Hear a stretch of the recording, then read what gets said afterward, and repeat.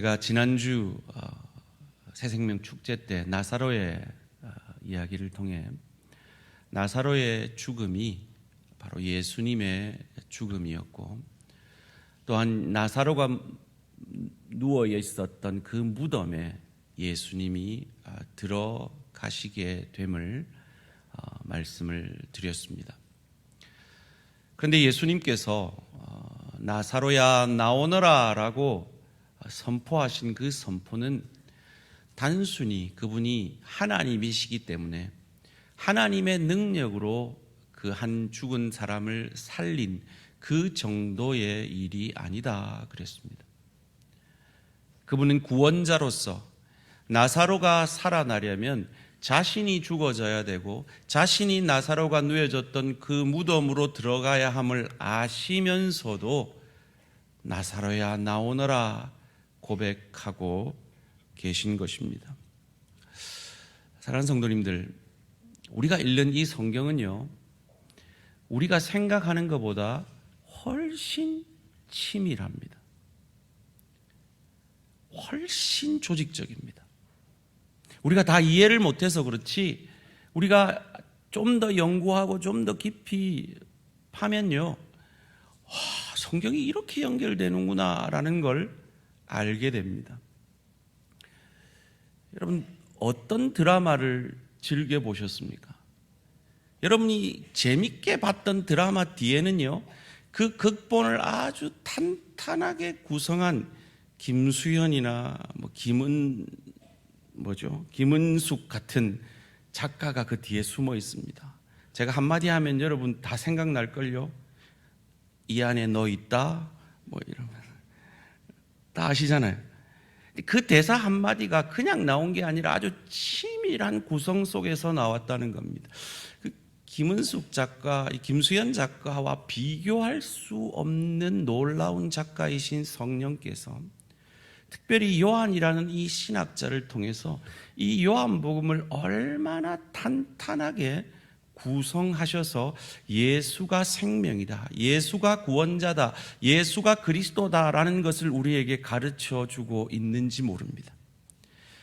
제가 1부 때 이 설교를 해보니까요, 저는 이 설교를 준비하면서 엄청나게 감격하고 은혜가 됐는데 우리 성도님들에게는 별로 이렇게 와닿지 않으시는 것 같아서 제가 지금 두렵고 떨림으로, 특별히 오늘 새로 오신 분이 많아서 참 송구한 심정으로 말씀을 전하는데요, 이 극본을 탄탄하게 구성하는 그 극작가의 심정으로 한번 오늘 이 나사로야 나오너라 라는 이 선포를 하신 예수님의 선포가 그냥 창조주로서가 아니라 구원자로서 자기의 죽음을 감당하면서 하신 선포라는 것, 그래서 나사로의 죽음이 예수님의 죽음이고 나사로의 부활이 예수님의 부활인 것을 요한복음에서 어떻게 탄탄한 구성으로 우리에게 힌트를 주고 있는지 깨달아 은혜가 되는 시간 되시기를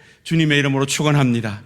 그러려면 오늘은 더 정신을 바짝 차리셔야 됩니다. 첫 번째로, 나사로야 나오너라 하는 이 고백이 구원자로서의 고백인 이유를 요한은 첫 번째 힌트로 나사로의 죽음과 살아남을 소개하는 이 요한복음 11장 기사에서 처음을 나사로가 아니라 마리아를 소개하고, 그리고 이 나사로의 기사 다음에 바로 마리아의 이 향유를 깨뜨리는 예수님을 장례하는 사건을 앞뒤로 연결함으로 예수님의 나사로야 나오너라 하는 이 선포가 구원자로서 자기가 무덤에 들어가고 자기가 죽어질 것을 감당한 선포임을 우리에게 알게 해주고 있습니다. 여러분, 성경은 원래 장절이 없었습니다.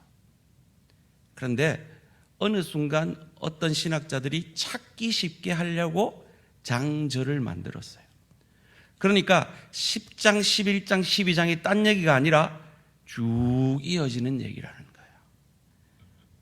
오늘 11장 1절 말씀이 이렇게 시작됩니다. 어떤 병자가 있으니 별로 나사로에게 관심이 없어요. 오히려 이는 마리아에게 초점을 두고 있어요. 그 자매 마르다의 마을 베다니에 사는 나사로라. 그리고 11장이 끝나고 12장에 그 마리아가 다시 등장합니다. 그리고 1년치 연봉의 가치가 있는 향유를 깨뜨려 예수님의 발에 붓고 그의 머리로 그 발을 닦습니다. 예수님의 죽음을 준비하는 것이죠. 그리고 예수님은 그것을 기뻐하셨습니다. 즉, 이 앞뒤의 문맥을 통해 나사로가 죽은 것이 그저 죽은 것이 아니고, 나사로가 살아난 것이 그저 살아난 것이 아니라, 바로 그 나사로의 죽음과 부활은 살아남은 예수님의 죽음과 부활을 예표하고 있음을 우리에게 알게 해주고 있는 것입니다. 두 번째로, 나사로야 나오너라 하는 이 고백이 구원자로서의 고백인 두 번째 이유는, 나사로의 죽음과 살아남을 소개하는 이 표적 전에, 즉 11장 전에 장절이 없었다 그랬습니다. 그러니까 10장 마지막은 11장하고 연결되는 거예요. 요한의 자리에 예수님을 메시아로 구원자로 소개한 마지막 선지자가 있었던 그곳에 예수님은 일부러 거하심을 통해서 요한은 예수님을 소개하고 예수님이 어떤 분인지를 요한이 소개한 그것을 생각나게 하고 있는 것입니다. 요한복음 10장 40절 42절 11장 직전의 말씀입니다. 함께 읽습니다. 시작. 다시 요단강 저편 요한이 처음으로 세례 베풀던 곳에 가서 거기 거하시니 많은 사람이 왔다가 말하되 요한은 아무 표적도 행하지 아니하였으나 요한이 이 사람을 가리켜 말한 것은 다 참이라 하더라. 그리하여 거기서 많은 사람이 예수를 믿으니라. 예수님은 어떤 의도를 가지고 늘 일하십니다. 예수님은 나사로 사건 전에 일부러 요한이 사역했던 그곳에 머물고 있습니다. 그리고 요한은 표적을 행하지 않았지만 이 사람은 지금까지 6가지 표적을 행하지 않았느냐? 그러니까 이 사람은 메시아가, 구원자가, 그리스도가 맞구나 라고 믿었다 하는 그 말씀 다음에 나사로의 살리심의 사건이 등장하고 있는 겁니다. 그러면 요한이 예수님을 어떻게 소개했는가, 이 메시지를 예수님이 전하고 싶으셔서 그곳에 머물고 있었던 거죠. 요한복음 1장 29절 말씀입니다. 이튿날 요한이 예수께서 자기에게 나아오심을 보고 이르되 보라, 세상 죄를 지고 가는 하나님의 어린 양이로다. 세상 죄를 지고 가는 하나님의 어린 양 되심의 메시지를 요한이 있었던 그곳에 계심으로 사람들로 하여금 믿게 한 거죠. 그런데 이튿날이라고 되어 있습니다. 그럼 바로 그 전날 무슨 일을 행하셨습니까? 요한은 절대 안 하겠다고 하는데 억지로 요한에게 세례를 받습니다. 그것을 지난 수요일에 저희는 대표자의 원리라는 원리로 설교를 들었습니다. 저는 그것을 인간의 대표자인 세례 요한에게 세례받음으로 인간의 죄를 전가받는 세례라고 해석을 했습니다. 같은 말입니다. 대표자로서 인간의 대표자가, 죄인인 인간의 대표자가 되시기 위해 받으신 세례죠. 그 세례를 받은 이후에 요한이 딱 보니까 선지자 요한의 눈에는 어떻게 보입니까? 세상 죄를 지고 가는 하나님의 어린 양, 나사로를 살리기 위해 나사로 대신 죽어 그 무덤에 들어갈 어린 양으로 보이는 것입니다. 그리고 이 나사로 사건 바로 다음에 유월절이 등장합니다. 유월절이 무엇입니까?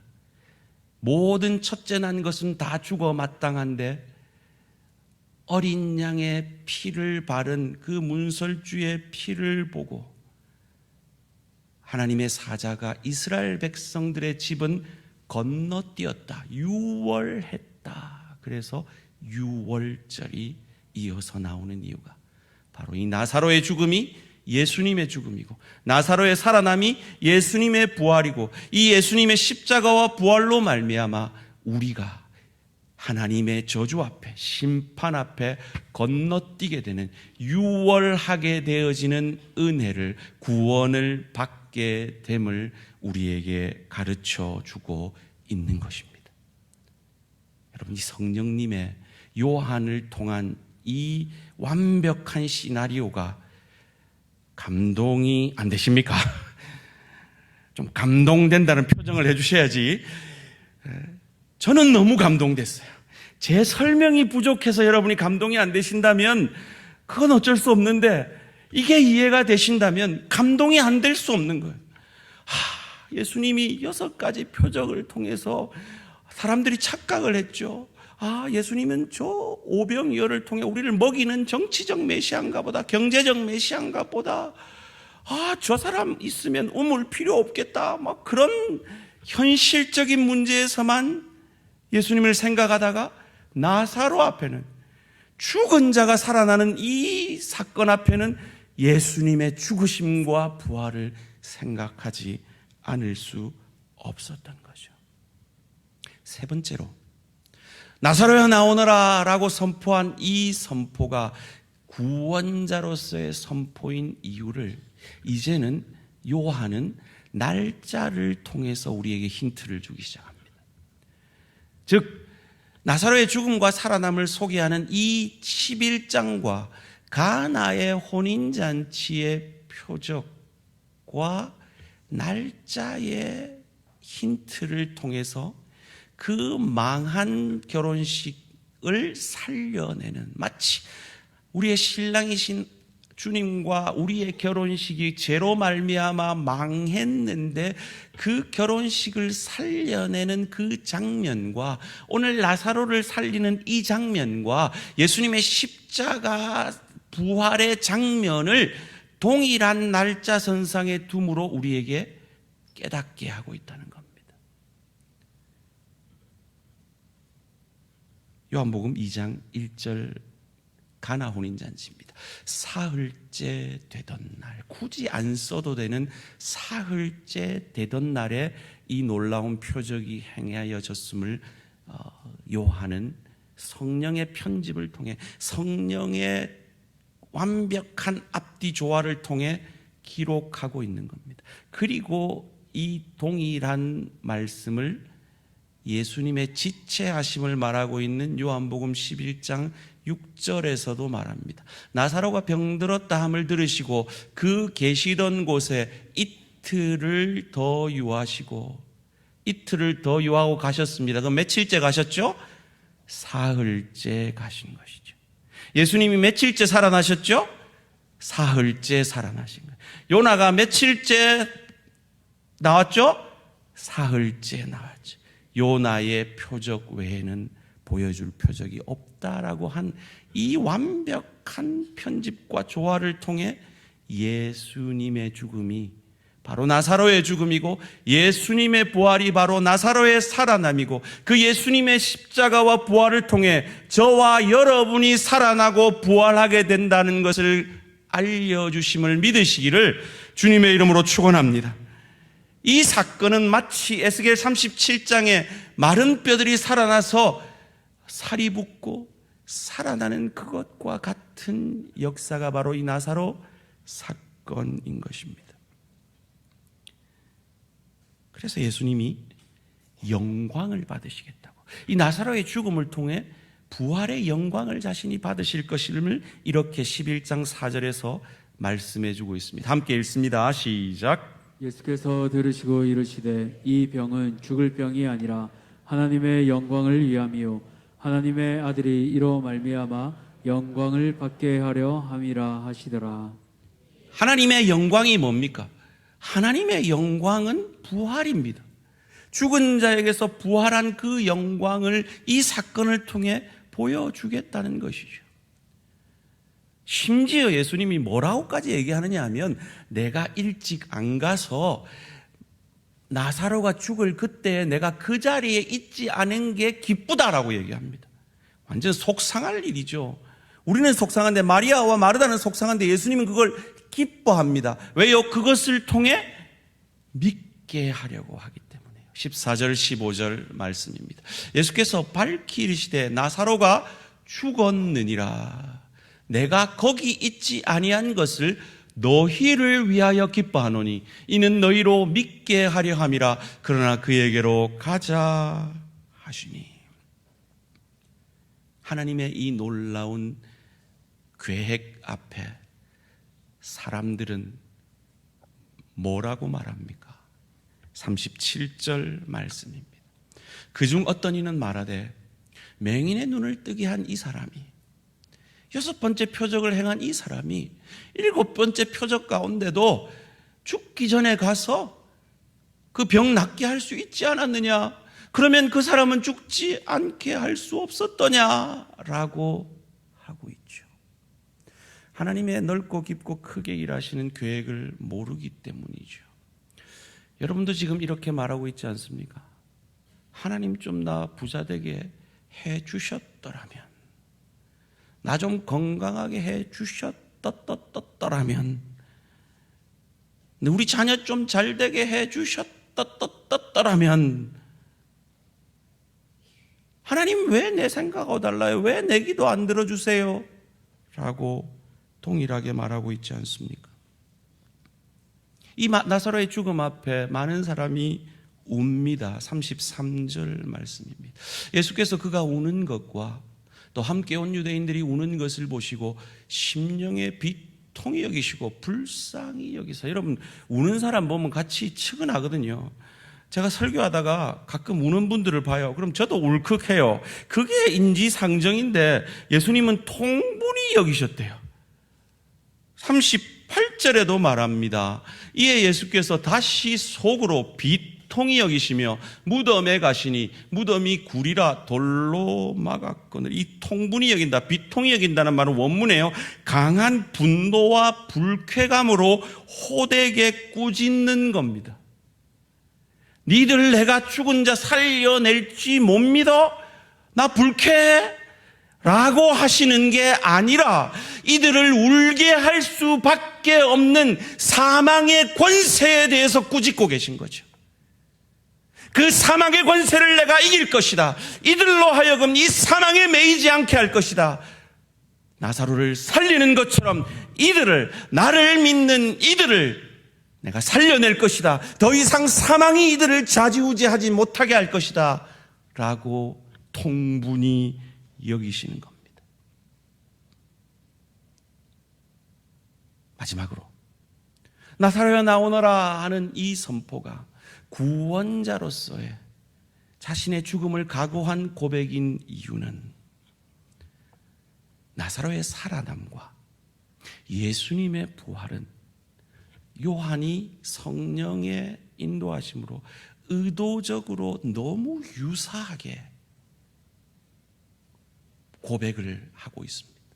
그래서 그 글을 읽는다면 나사로의 살아남을 경험한 자들이 예수님의 살아남의 이 기사를 나중에 읽는다면, 아, 나사로의 살아남이 예수님의 살아남이었구나, 그래서 나도 살아나겠구나 라는 고백을 할 수밖에 없게 만드는 것이죠. 나사로가 죽은 장면이 44절, 살아나는 장면이 44절에 나옵니다. 죽은 자가 수족을 배로 동인 채로 나오는데 그 얼굴은 수건에 쌓였더라. 수다리온이라는 원문을 쓰고 있습니다. 수건이라는 단어를 여러 원문으로 쓸 수 있을 텐데 수다리온이라는 원문의 단어를 썼는데요, 이 수건이라는, 이 수다리온이라는 단어를 예수님께도 동일하게 요한복음 20장 7절에서 쓰고 있습니다. 또 머리를 쌌던 수다리온은, 따라해 봅시다. 수다리온은, 수건은 우리하고 비슷합니다. 수건, 수다리온 비슷합니다. 이 글을 읽고 있는 첫 수신자들의 느낌이 어땠을까요? 전율이 일었을 겁니다. 아, 나사로의 수건이 그냥 수건이 아니구나. 바로 예수님의 수건이구나. 나사로의 죽음이 그냥 죽음이 아니구나. 예수님의 죽음이었구나. 아, 나사로의 살림이 그냥 살림이 아니었구나. 예수님의 부활이구나. 그러니 나도 나사로처럼 살아날 수 있겠구나. 이 부활의 소망을 갖게 되는 것입니다. 그리고 요한은 아주 또 독특하게 편집합니다. 43절에요. 이 말씀을 하시고 큰 소리로 나사로야 나오라 부르시니 할 때 이 큰 소리라는 원문의 단어가요, 요한복음에 6번 쓰입니다. 그런데 이 예수님이 하신 나사로야 나오라라는 이 큰 소리 외에 5번은 언제 쓰이느냐? 예수를 죽이라는 데 쓰입니다. 즉 나사로가 나오는 이 큰 소리의 선포가 있으려면 예수님의 죽음이 전제되어야 함을 요한은 완벽한 시나리오 가운데 우리에게 힌트를 주고 있는 것입니다. 아이고 목사님 연구 많이 하셨네요. 아이고 수고하셨습니다. 그 어려운 걸 어떻게 깨달으셨습니까? 이러지 마시고, 그렇다면 오늘 이 나사로의 죽음과 살아남이 지금 나의 상황과 무슨 상관이 있느냐라는 것입니다. 예수님이 늦게 가셨을 때 마르다가 예수님께 섭섭함을 오늘 본문 21절에서 이렇게 표현합니다. 마르다가 예수께 여짜오되 주께서 여기 계셨더라면, 주께서 지체하지 않고 일찍 오셨더라면 내 오라비가 죽지 아니하였겠나이다. 주께서 나를 좀 더 사랑하셨더라면 내가 부자가 되었겠나이다. 주께서 나를 좀 더 위해 주셨다면 내가 지금 이렇게 아프지 않겠습니까? 주께서 좀 더 마음 쓰셨다면 우리 애들이 더 좋은 대학을 가지 않으셨겠습니까? 이렇게 말하고 있는 거죠. 왜요? 예수님의 계획을 모르니까요. 예수님의 깊고 넓고 크게 일하시는 계획을 모르니까요. 그래도 불평을 해도 섭섭함이 있어도 좀 예쁘게 표현하고 그 믿음을 22절에 이렇게 고백을 합니다. 그러나 나는 이제라도, 지금이라도 주께서 무엇이든지 하나님께 구하시는 것을 하나님이 하실 줄을 아나이다. 마르다가 예수님이 나사로 살릴 걸 믿고 있는 걸까요? 23절에, 이어지는 23절에 예수님이 말합니다. 예수께서 이르시되 내 오라비가 다시 살아나리라. 이제 가르쳐 줍니다. 이게 내 원래 플랜이야. 이게 내 계획이야. 너 몰랐지? 깜짝 고백을 합니다. 그때 마르다가 자신의 믿음을 24절에서 이렇게 표현하죠. 마르다가 이르되 마지막 날 부활 때에는 내가 다시 살아날 줄을 내가 아나이다. 안 믿는 거죠. 지금 아니고 마지막 때 부활하겠죠, 주님. 지금 냄새까지 나는데 어떻게 살리세요? 라고 고백하고 있는 겁니다. 이를 통해서 당시 유대인들의 부활의 사상에 대해서 우리는 알게 됩니다. 당시 유대인들의 부활 신앙은요, 죽으면 모든 것이 다 끝나버린다고 믿었습니다. 그리고 마지막 심판날이 되어서야 부활하고 영원한 생명을 얻게 된다라고 생각을 하고 있었습니다. 그래서 사두개인들이 이 예수님의 말씀이 이해가 안 돼서 부활에 대해서 질문할 때 그 질문에 예수님이 답을 이렇게 하십니다. 마태복음 22장 31절 32절입니다. 죽은 자의 부활을 논할진대 하나님이 너희에게 말씀하신 바 나는 아브라함의 하나님이요 이삭의 하나님이요 야곱의 하나님이로다 하신 것을 읽어보지 못하였느냐. 다 같이 읽습니다. 시작. 하나님은 죽은 자의 하나님이 아니요 살아있는 자의 하나님이시니라 하시니, 나는 살아있는 자의 하나님이다. 그럼 죽은 자는요? 거기에 대한 답을 오늘 본문 25절 26절에서 이렇게 하고 계신 겁니다. 예수께서 이르시되 나는 부활이요 생명이니 나를 믿는 자는 죽어도 살아있는 것이고 살겠고 무릇 살아서 나를 믿는 자는 영원히 죽지 아니하리니 이것을 내가 믿느냐. 이게 무슨 말입니까? 믿는 자는 더 이상 죽음이 어찌할 수 없는 인생이 되었다는 겁니다. 여러분, 죽음 앞에 겁나지 않은 인간이 어디 있겠습니까? 그런데 죽음 앞에 믿음을 고백하며 그 죽음을 두려워하지 않는 우리의 순교자들을 가진 것이 우리의 신앙입니다. 여러분, 죽어가는 많은 신자들을 보십시오. 박효진 장로님이라는 분이 어떤 자기 장례를 하는 친구의 고백에서 믿고 죽은 사람하고 믿지 않고 죽은 사람은 얼굴이 다르대요. 장 집사님 맞죠? 그죠? 네? 얼굴이 다르대요. 왜요? 죽음이 두렵지 않은 인생이 됐기 때문입니다. 그래서 내 소원은 빨리 하나님 보러 가는 것이다. 그 바울의 고백이 여러 믿음의 사람들의 고백이 되어지는 이유인 것입니다. 주님은 주님을 믿는 자는 죽어도 죽은 것이 아니며 여전히 살아있으며 육체와는 상관없이 아예 영원히 죽지 않는다라고 죽음을 더 이상 두려워하지 않는 믿음의 축복을 우리에게 가르쳐주고 있는 겁니다. 이 믿음이 저와 우리 모든 성도님들의 것이 되어지기를 주님의 이름으로 축원합니다. 정리를 해보겠습니다. 나사로야 나오라 하는 이 고백이 구원자로서의 고백인 이유가 무엇이라 그랬습니까?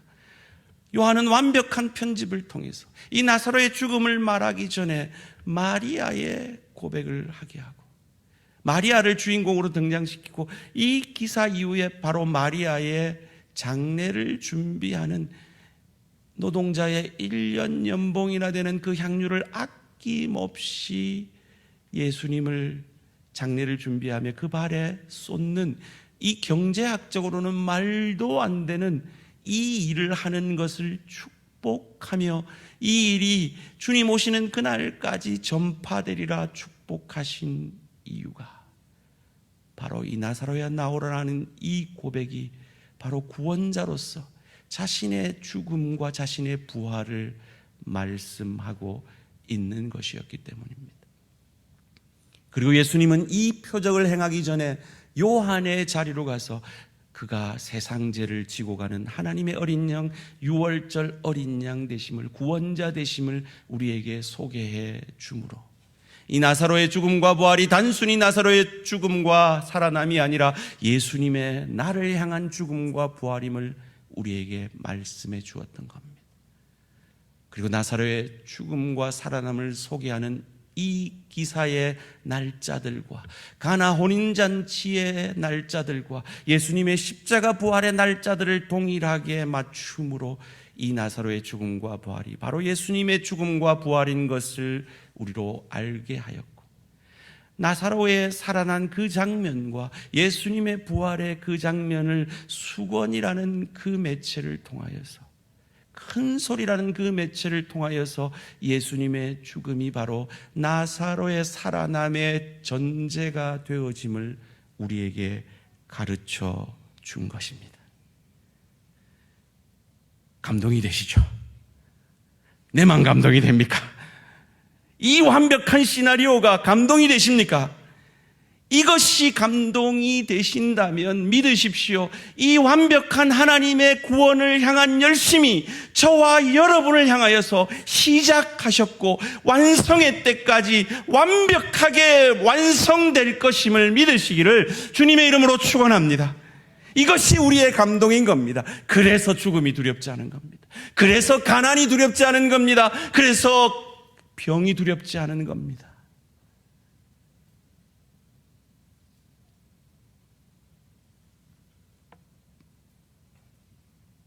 사랑하는 성도님들, 그런데 여러분은 가난이 두려우시죠? 우리는 병이 두렵죠. 우리는 내 소원대로 이루어지지 않는 현실이 어렵고 힘이 들죠. 마치 마리아 마르다처럼. 왜 늦게 오셨어요? 왜 늦게 오셨어요? 왜 나를 이렇게 힘들게 하세요? 바로 1년 전에 하나님, 미국 다 버리고 하나님 영광 위에 여기까지 왔는데 왜 우리 딸 틱에 걸려서 이렇게 힘들게 하세요? 목회 어떻게 하라고요? 저 그냥 미국 돌아갈까요? 이해할 수 없는 하나님의 방법 앞에 그저 메어다릴 수밖에 없었던 그 현실 속에서 하나님은 깊고 넓고 크게 일하셔서 저희 딸을 회복시킬 뿐만 아니라 저희 가정을 회복시키고 이 냉랭한 저의 가슴과 저희 아내의 가슴에 그리스도의 사랑으로 예수만으로 충만함을, 예수만으로 충분함을 가르쳐 주신, 그래서 나사로의 죽음과 부활이 그저 한 인간의 죽음과 부활이 아니라 나의 죽음이요 나의 부활임을 믿고 경험케 하셨음을, 그 동일한 하나님의 열심이 우리 모든 성도님들을 향하여 일하고 계심을 믿으시기를 주님의 이름으로 축원합니다. 마리아가 이것을 깨달은 겁니다. 예수님 섭섭해요. 우리가 예수님한테 얼마나 잘해줬는데 근데 어떻게 이렇게 늦게 오실 수 있어요? 그런데 오빠의 살아남과 죽음과 살아남을 통해 마리아가 깨달은 거예요. 아, 이건 그냥 죽음과 살아남이 아니구나. 예수님이 죽고 살아남으로 내가 죽고 살아나는 거구나. 그래서 1년치 연봉이 아깝지 않은 헌신을 이렇게 보여내는 겁니다. 이어지는 요한복음 12장 3절 말씀입니다. 마리아는 지극히 비싼 향유 곧 순전한 나드 한 건을 가져다가 예수의 발에 붓고 자기 머리털로 그의 발을 닦으니 향유 냄새가 집에 가득하더라. 아깝지 않은 거죠. 나를 살리실 그 주님의 죽으심과 부활을 생각하니까 1년치 연봉이 아깝지 않은 거죠. 이것이 믿음의 역사입니다. 이 믿음의 역사를 우리는 21일간 우리의 믿음의 동기들을 통해서 듣고 경험하게 될 것입니다. 함께 참여하시고 우리도 그 믿음의 주인공이 되어질 수 있습니다. 왜요? 예레미야 33장 3절 말씀, 이 약속이 우리에게 있기 때문입니다. 함께 읽습니다. 시작. 넌 내게 부르짖으라. 내가 내게 응답하겠고 내가 알지 못하는 크고 은밀한 일을 내게 보이리라. 믿으십니까? 나사로의 사건은 나는 내 생각보다 훨씬 크고 넓고 깊게 일하는 하나님이다, 나를 믿고 내게 구하라 말씀하고 계신 겁니다. 이 시간 그 예수님을 찬양하기 원하는데요, 찬양하기 전에 가사를 먼저 한번 생각을 했으면 좋겠습니다. 가사를 좀 띄워주시고요. 무명이어도 공허하지 않는 것은 예수 안에 난 만족함이라. 가난하여도 부족하지 않는 것은 예수 안에 오직 나는 부요함이라. 고난 중에도 견뎌낼 수 있는 것은 주의 넓고 깊고 크게 일하시는 계획을, 나사로를 향한 그 계획처럼 나를 향한 그 계획이 있음을 믿기 때문이라. 실패하여도 일어설 수 있는 것은 예수 안에 오직 나는 승리함이라. 내 몸이 약해도 낙심하지 않는 것은 예수 안에 난 완전함이라. 지금 죽어도 나는 천국에서 눈뜨고 이 연약이 예수를 더욱 의지하게 하려 함이라. 화려한 세상 부럽지 않은 것은 난 예수로 충만함이라. 화려한 세상이 내가 부러운 이유는 예수로 내가 충만하지 않기 때문이고 세상으로 충만하기 때문이라. 난 예수로 충만하네. 난 예수로 충만하기를 원합니다. 저도 마리아였습니다. 저도 오해했습니다. 저도 예수님을 오해했습니다. 그런데 깨달았습니다. 예수로 충분함을 깨달았습니다. 그분이 영원한 왕이시고 당신이 시작하신 이 구원의 일은 아름답게 완성될 것이기 때문입니다. 주의 손안에 내 인생이 있고 내 가정이 있고 내 일터가 있고 내 자녀들이 있기에, 내 건강이 있기에, 주님이 내 왕이시기에 나는 충분합니다. 주님이 살아계시기에 함께 찬양으로 우리의 믿음을 고백합시다.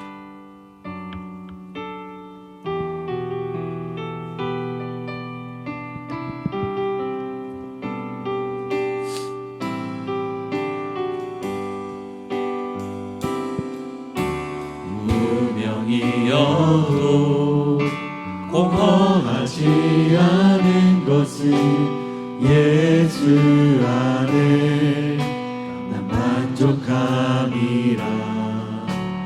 가난하여도 부족하지 않은 것은 예수 안에 오직 나를 부요함이라.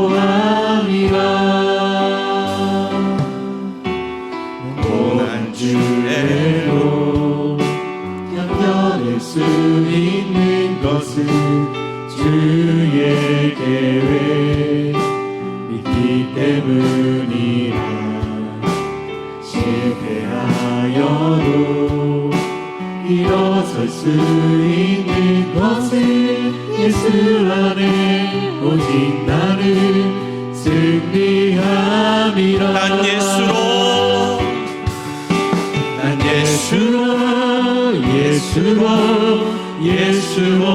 충만하네. 난 예수로 충만하네. 난 예수로 충만하네. 영원한 왕 내 안에 살아계시네. 내 몸이 약해도 낙심하지 않는 것은 예수 안에 난 완전함이라. 화려한 세상 부럽지 않은 것은 난 예수로 충만함이라. 우리의 가슴에 소름 돋친 신에게 고백합시다. 난 예수로 충만하네. 세상 모든 것들도 부럽지 않네. 난 예수로 충만하네. 영원한 왕 내 안에. 주님, 이 고백에 부끄럽습니다. 그런데 이렇게 되고 싶습니다. 난 예수로 충만하네. 세상 모든 불파도 두렵지 않네. 난 예수로 충만하네. 영원